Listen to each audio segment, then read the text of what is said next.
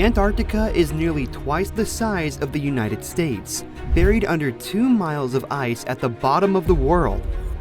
7 countries carved it into slices like a pizza. For decades, it didn't matter. Nobody could extract anything from underneath.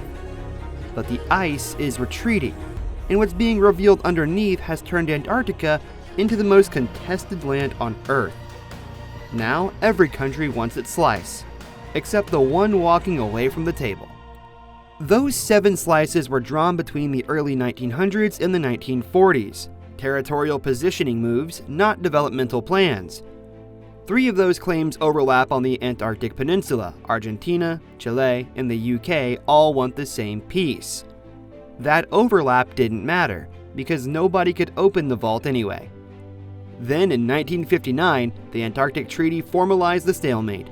Peaceful purposes only, no military activity, no new territorial claims, a legal freezer on top of a physical one. In 1991, the Madrid Protocol added a mining ban up to 2048. No mineral extraction whatsoever. For decades, Antarctica was a place for scientists to drill ice cores and count penguins. Economically irrelevant, permanently out of reach.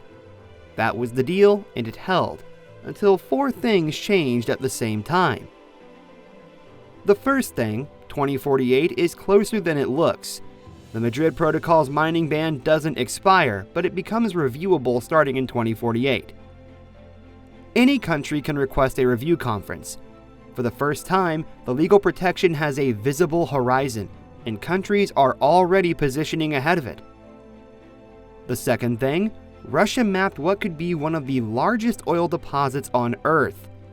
In 2024, evidence from seismic surveys conducted by the Russian research vessel Alexander Karpinsky was presented to UK Parliament, identifying an estimated 511 billion barrels of oil in the Weddell Sea, inside British claimed territory, surveyed under the legal cover of scientific research.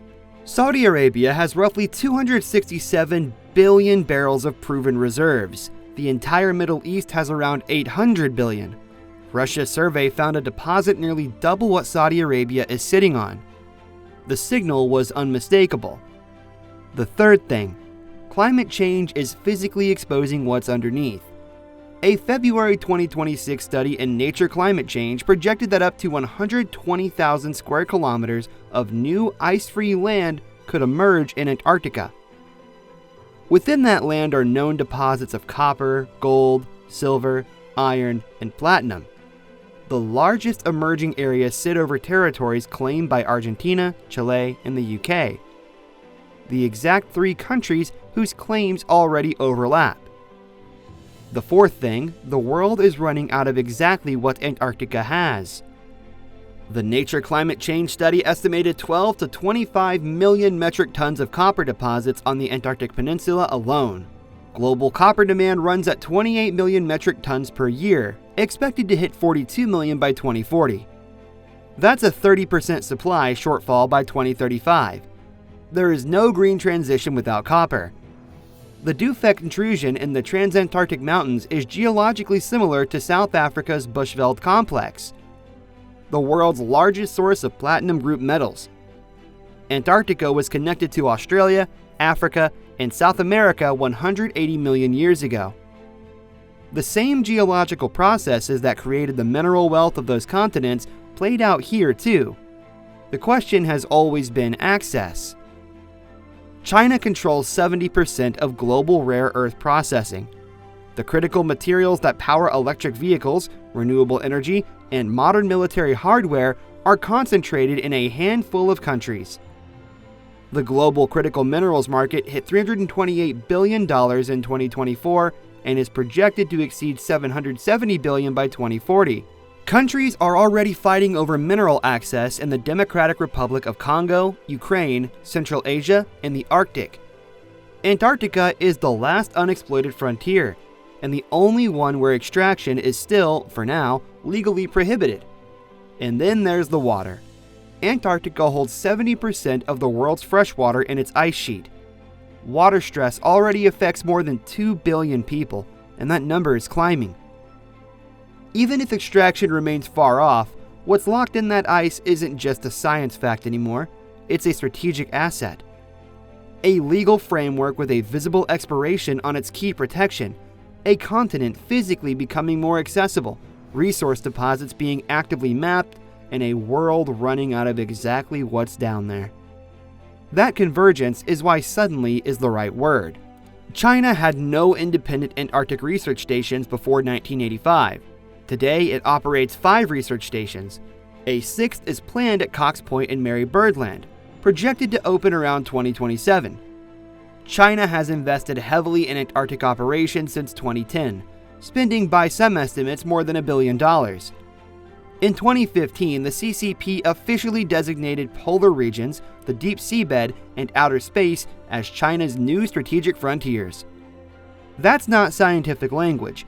China's National Defense University, in its Science of Military Strategy published in 2020, explicitly stated that mixing civilian and military facilities is how great powers achieve a polar military presence. CSIS assessed that China's Kunming Station, which opened in 2024, has the capability to collect signals intelligence on Australia and New Zealand. China is also the world's largest krill fishing nation in Antarctic waters and has repeatedly blocked marine protected area proposals alongside Russia. Russia's approach is more direct in its own territorial provocation. The Weddell Sea survey wasn't an isolated move. In March 2025, Russia announced the reopening of its Reskaya station in Mary Birdland. 2 rival superpowers planting flags 11 miles apart in the world's largest unclaimed territory. In 2018, Russian personnel at Novo Station reportedly obstructed Norwegian inspectors, a direct challenge to the treaty's transparency mechanism. It runs on mutual trust. Russia tested that and nothing happened. Meanwhile, the Antarctic Peninsula, where Argentina, Chile, and the UK overlap, is seeing intensified military and quasi-military presence. The overlap that didn't matter when the vault was locked is starting to matter now that the ice is melting. The United States operates McMurdo Station, the largest base on the continent, and Amundsen Scott Station at the South Pole. For decades, American presence anchored the treaty system. By late 2025, the U.S. had ended the lease on its last dedicated Antarctic research vessel, the RV Nathaniel B. Palmer, leaving the United States without its own Antarctic research ship for the first time since 1968. More than 170 scientists signed a letter urging NSF leadership to reverse its course. The White House proposed cutting NSF funding by approximately 57%, from roughly $9 billion to $3.9 billion, directly impacting Antarctic operations. In January 2026, the U.S. conducted inspections of Chinese, Russian, Australian, and Indian Antarctic bases, the first in 6 years. That's not strategy, that's a gesture. The Modern War Institute at West Point published Retreat at the Bottom of the World in March 2026 and said it plainly. This goes beyond science funding. It marks a strategic retreat in a region where influence is exercised through presence, data, and partnerships. The Antarctic Treaty has no police force, no court, no enforcement body. It works because major powers agreed to it and had reasons to uphold it. China and Russia are stress testing those reasons. The ice is already melting, the surveys are already being run, the stations are already being built, 11 miles apart in unclaimed territory at the bottom of the world. And the one country that could push back is walking away. Nobody is guarding the door.